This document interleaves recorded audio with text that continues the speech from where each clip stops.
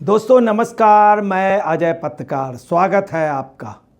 ममता बनर्जी अपना जनाधार खो रही हैं और सिंहासन उनका डोल ही नहीं गया है, सत्ता से बाहर हो रही हैं बुरी तरह से। जन आक्रोश ममता बनर्जी के खास है और खिसियाई ममता बनर्जी इस समय ऐसे ऐसे बयान दे रही हैं कि लोग ताजुब मान रहे हैं। आज उन्होंने क्या बोला है कि योगी बड़ी बड़ी बातें करते हैं, योगी सबसे बड़े भोगी, ये बात कही। योगी सबसे बड़े भोगी। पूरे बंगाल में चर्चा चल रही है कि इनको कैसे मालूम वो भोगी हैं। संदेश खाली वाला शाहजहां को इन्होंने भोगी नहीं कहा, जिसको बाकायदे भोगी कहा गया उसके सबूत मिले, कोर्ट ने उसको बंदी के लिए कहा, वो भोगी नहीं। और इन्होंने क्या कहा, योगी भोगी, योगी सबसे बड़े भोगी। ये कैसे जानती है आज पूरी बंगाल की। और ये कहाँ पर इन्होंने कहा, पूरे बंगाल से इन्होंने क्या किया, इमामों को बुलाया, पेश इमामों को, मुस्लिम दानिशवरों को बुलाया, तमाम मुस्लिम तंजीमों को बुलाया। और यही नहीं, खबर यहाँ तक है पूरे देश से इन्होंने मुस्लिम संगठनों के तमाम नुमाइंदों को बुलाया और लगातार ताल्लुकात किए हुए हैं। और यहाँ तक खबर है, पक्की खबर, सुन लीजिए, पक्की खबर, बांग्लादेश के आतंकवादियों के साथ और उग्रवादियों के साथ इनके प्रूफ मिल गए, जो आप जल्द सुनेंगे। कुछ संगठनों के पक्के प्रूफ मिले हैं, जिनसे कौन कौन है, जेएमबी और हुजी आतंकवादी संगठन और बांग्लादेश के लोगों के साथ इन्होंने बाकायदे उनको बैक करके ये कह दिया बैक कानून हम यहाँ लागू नहीं करेंगे। और मुर्शिदाबाद में, चूँकि बंगाल का बॉर्डर है बांग्लादेश का, वहाँ पे इन्होंने दंगे करवाए, हिंदुओं को मारा और पलायन कराया। और यही नहीं, ममता बनर्जी ने आज स्वीकार भी कर लिया, आपको ताजुब की बता दें। और उन्होंने ये भी कहा कि योगी के लिए इमामों की, उसमें कहा एक स्टेडियम में इमाम बुलाएं। और यही नहीं, अपनी बसें भेजी, कारें भेजी और कार हर तरह की सुविधाएं। इमाम आने को तैयार नहीं थे, मगर ममता बनर्जी ने पूरे उससे बुलाया और उनको ऐसी बातें कहीं, उनको एक प्रकार से उत्पीड़ित करने की कोशिश की। उनको खास तौर से वक्फ के खिलाफ के साथ ही भाजपा मोदी योगी के खिलाफ माहौल बना, अपने फ़ायदे के लिए उन्होंने किया। आम मुस्लिम भी वहाँ ताजुब मान रहा है, क्या कर रही है। ममता बनर्जी ने इमामों की सभा में कहा कि मुर्शिदाबाद में जो दंगा था पूर्व नियोजित था। और ममता बनर्जी ने आज ये स्वीकार कर लिया पूर्व नियोजित था। आप समझ लीजिए, पूर्व नियोजित था, ये मुख्यमंत्री ने कर लिया। तो मुख्यमंत्री क्या कर रहे थे। और यही नहीं, उन्होंने ये भी कहा कि बांग्लादेश में अस्थिर माहौल है। इमामों से बड़ी हमदर्दी से कहा कि बांग्लादेश में बहुत अस्थिर माहौल है। मतलब बांग्लादेश के प्रति जबरदस्त हमदर्दी जताई कि वो लोग परेशान हैं, वहाँ की हुकूमत परेशान है, इस समय गरीबी है वहाँ पे, मतलब बहुत अस्थिर माहौल है। ऐसे वक्त इसके बावजूद मतलब केंद्र सरकार ने वक्फ संशोधन को लाई। मतलब बांग्लादेश में स्थिति खराब है, वहाँ के लोग गरीब हैं, परेशान है, इस समय अस्थिर माहौल है। ऐसे समय इनको वक्फ अध्यादेश नहीं लाना चाहिए। किनको, केंद्र सरकार, भारत सरकार। आप समझ लीजिए, ये हमदर्दी कि भारत ने कोई कानून पास किया, इनको नहीं लाना चाहिए, क्योंकि बांग्लादेश में अस्थिर सरकार। ये बहुत साफ शो कर रहा कि खुला ये बांग्लादेश का समर्थन कर रहे हैं और बांग्लादेश के प्रति हमदर्दी, और भारत ने एक कानून जो लागू किया उसका विरोध कर रहे हैं। और देखिए, रोहिंग्या बांग्लादेशी घुसपैठियों का खुलेआम समर्थन कर रहे हैं। और इस बात के अंदर कि बांग्लादेश में इस समय बड़ा अस्थिर है। मतलब भारत अगर स्थिर है तो इनको इस बात का तकलीफ है, बांग्लादेश की हम अस्थिर है तो हम लोग क्या करें, अपना जाके सर दें वहाँ पे, हम लोग क्या करें, उनको पूरी मदद करें, क्या करें, अपना खाना ना खा करके उनको खाना दे दें। ये उनको, वहाँ के हिंदुओं को नहीं दे पा रही जो पलायन कर रहे हैं, उनके लिए कैंप नहीं लगवा पा रही, उनके लिए कुछ नहीं कर रही। अब बांग्लादेश, बहुत गलत बात है ये, देशद्रोह के दायरे, खुलेआम समर्थन करना बांग्लादेश का, खुलेआम समर्थन। ये वास्तव में इंसानियत नहीं है, ये इंसानियत नहीं, ये हिंदू मुस्लिम एकता की निशानी नहीं। ये ममता बनर्जी ने ये कह के इमामों को खुश करना चाहा।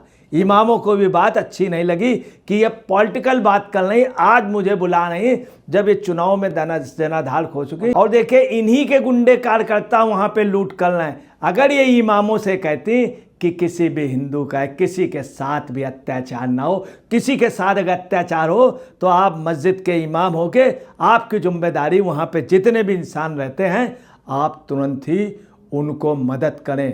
कोई भी हो, किसी भी जात किसी भी धर्म का हो, अगर आप देखें 1000 के बीच में कोई रह रहा तो आप आगे आकर के उनके लिए एक मिसाल कायम करें।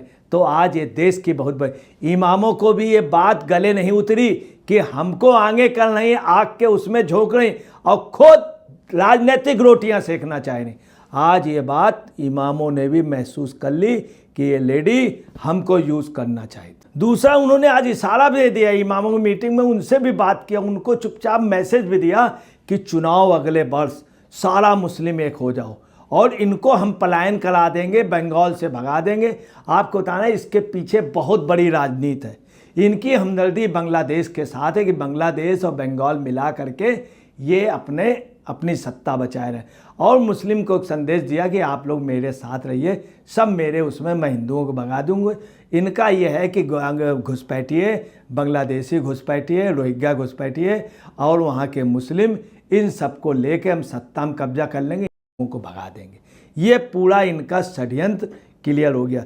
यही नहीं, इन्होंने फिर एक बात इमामों से कही, उनके लिए किया कुछ नहीं, बोली उनसे क्या कहा उनकी सभा में कि कुंभ हुआ, महाकुंभ हुआ और महाकुंभ में भगदड़ से तमाम लोग मरे, ये मुद्दा उठाया। वहाँ के इमाम ये सोच रहे थे भाई एक कुंभ हुआ, हिंदुओं का त्यौहार है, ठीक है, एक बड़ा त्यौहार होता, हमारे भी त्यौहार होते हैं, इसका यहाँ क्या मकसद है, हमारे हित की बात कीजिए। अब देखिए कि महाकुंभ में समय बीत गया, करोड़ों लोग आए, कई करोड़ लोग आए, 60 करोड़ लोग आए, इतने लोग गए, कहीं कोई बीमारी नहीं हुई, कुछ नहीं हुआ, थोड़ी बहुत भगदड़ मच, उस मुद्दे को, गड़े हुए मुद्दे को इतने दिन बाद ये उठा रहे। और वहाँ जो हिंदू मारा जा रहा है, जो पलायन कर रहा, उसके लिए इन्होंने कुछ नहीं कहा, उसकी कैंपों में कुछ नहीं भेजा, कुछ नहीं किया। और ऊपर से इन्होंने कहा ये बीएसएफ वाले, मैं इनके खिलाफ जांच बैठाऊंगा, क्योंकि बीएसएफ ने वहाँ के लोगों को बचाया। बोले मैं यही नहीं, मुख्य सचिव को बीएसएफ की जांच कर। आपको बताना अब राष्ट्रपति शासन लगा देना चाहिए, क्यों नहीं लगा रही केंद्र सरकार, बहुत गलत कर रही। वहाँ की जनता की मांग है बीएसएफ के ऊपर जांच बैठाएंगे, सुरक्षा बल, केंद्रीय सुरक्षा बल पे जांच, बांग्लादेश की खुली हिमायत, और इमामों को बैठक बुला करके उनको भड़का रही हैं और उनको ऐसा पढ़ाया है। वहाँ जितने हिंदुओं ने पलायन किया सब ने कहा है कि बीएसएफ की वजह से हमारी जान बची, अगर बीएसएफ रहेगी नहीं तो हम लोग पलायन कर लें। अब समस्या है कि इनका पलायन की योजना है कि बिहार या उड़ीसा तो वहाँ तक ये जाने में मार दिए जाएंगे, इतना लंबी दूरी तय नहीं कर सकते हैं क्योंकि गरीब लोग हैं। और यही नहीं, ममता बनर्जी ने इसके बाद क्या कहा, महाकुंभ को महामृत्यु वो कहते हैं, महामृत्यु। और इन्होंने ये भी कहा कि बंगाल में सबसे अच्छी कानून व्यवस्था है और यूपी में लोग मारे जा रहे हैं, वहाँ नमाज नहीं पढ़ने देते हैं, वहाँ पे लोगों को ईदगाह कब्जा हो रहे हैं, मस्जिद कब्जा हो रहे हैं। इन्होंने इस तरह से भड़काने की कोशिश। अब है क्या, योगी जी ने कहा था बंगाल जल रहा है, सीएम ममता बनर्जी चुप हैं और उन्होंने शांति दूतों को लूटने के लिए दे दिया। लातों के भूत बातों से नहीं मानते, ये बात योगी ने कही थी। और कहा इनका इलाज जो है डंडा है क्या।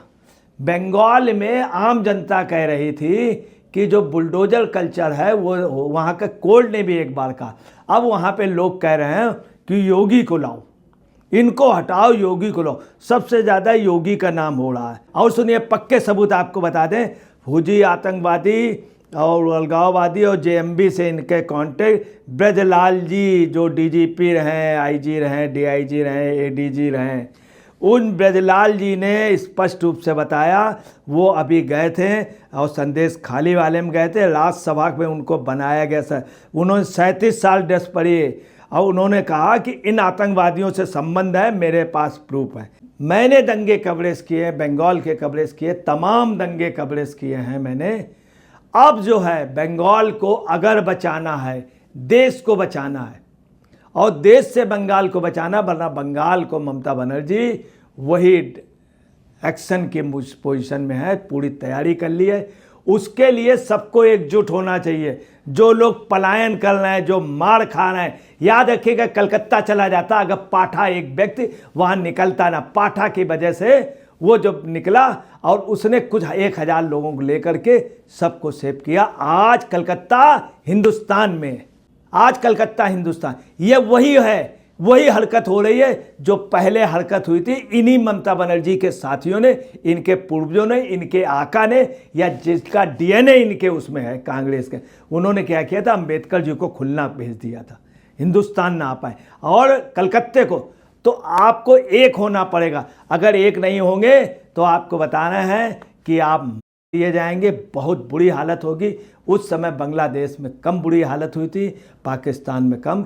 ये सबसे बड़ा संघार होगा। और आप पलायन नहीं, आप एकजुट होइए और हर एक चीज़ का शांतिपूर्ण ढंग से मुकाबला कीजिए। हाई कोर्ट ने भी एक डिसीजन दिया है, विशेष डिवीज़न बेंच ने, कि सशस्त्र बल और लगाए जाएं। स्पष्ट रूप से कहा सशस्त्र बल और। अब क्या आरजी कल में जो बलात्कार हुआ वहाँ पे महिलाओं ने, आज महिलाएं वगैरह लोग एकजुट हुए, वो कह रहे हैं हमें अपने बच्चियों को बचाना मुश्किल है। पहले तो हम आंदोलन करते थे आरजी कल का, अब ये भी मुश्किल, हम कैसे बचाएं। और संगठन, और आपको बता रहे हैं कि महुआ और कल्याण के झगड़े, ये सब 26,000 शिक्षकों का ममता बनर्जी वहाँ पे सत्ता खो चुकी हैं। इस कारण ऐसा कारण मुख्य सचिव से जांच के लिए कराया। अब केंद्र सरकार को सोचना होगा कैसे करा दिया मुख्य सचिव से, बीएसएफ की जांच कराएंगे। आज तक हिंदुस्तान में नहीं हुआ, आज तक नहीं हुआ। कुल मिलाकर के ममता बनर्जी को अब राष्ट्रपति शासन लगा के हटा देना चाहिए, और अगर नहीं हटाते तो देश के लिए बहुत बुरा हो रहा है।